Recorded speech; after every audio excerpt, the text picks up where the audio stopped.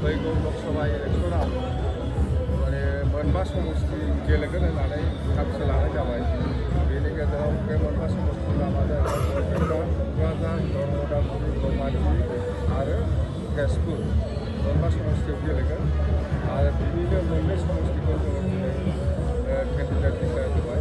मोनसेया Kokrajhar Lok Sabha ST reserve, बेवहाय जोङो आगोलनि डेपुटि चिफ आरो जोंनि दलनिनो भाइस प्रेसिडेन्ट आरो स्पर्ट्स पार्सन हाब्बा बरग'यारिखौ होनाय जाबाय आरो उदालगुरिनिफ्राय दानि एक्जिस्टिं कालाइगाव समष्टिनि एमएलए जोंनि बिटिआर हान्जानि टिकाराम बर'खौ दरं उदालगुरि केन्डिडेट हिसाबै बासिनाय जाबाय आरो बे मोनथाम समष्टिखौ जोङो थाबैनो जोङो डिक्लेयार होगोन साननै सानथामनि उनाव।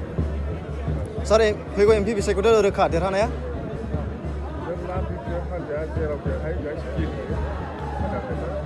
जोङो क'क्राझार लोकसभायावबो जों देरहागोन, दरं उदालगुरियावबो जों देरहागोन आरो बरपेटा आरो गुवाहाटि आरो तेजपुर बे मोनथामखौबो जोङो जाय मानसिया बयबो पाब्लिकजों गनायजाथाव दं बेबायदि केन्डिडेटखौ जों बासिनानै केन्डिडेट नागिरनाया बहुद दङ, बरपेटायावबो बहुद दङ, गुवाहाटिनि थाखायबो दङ आरो तेजपुर समष्टिनि थाखायबो गेलेनो केन्डिडेट जानो सायख'नाय गोबां दङ। जायखिजाया जों थाबैनो थिग खालामनाय जागोन।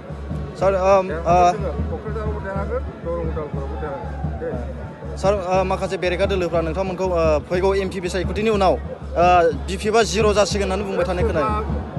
इलेक्सन समाव बयबो बिदिखौ बुंखायो, सासेया सासेखौ बखिलायखायो, मोनसे दोलोआ मोनसे दोलोखौ बखिलायो। बे इलेक्सन प्रसाराव बे जायो, बुंगोन जोंबो सोरखौबा बुंगोन, सोरबा जोंखौ बुंगोन, बे जायो इलेक्सनाव। बियो इलेक्सननि बे सायख'थि जिथु मा होनो प्रसार बे प्रसाराव बयबो मोनसेया मोनसे दलखौ बखिलायनाया बे जोंनि थाखाय जेबो खहा खालामा आरो खालामनाय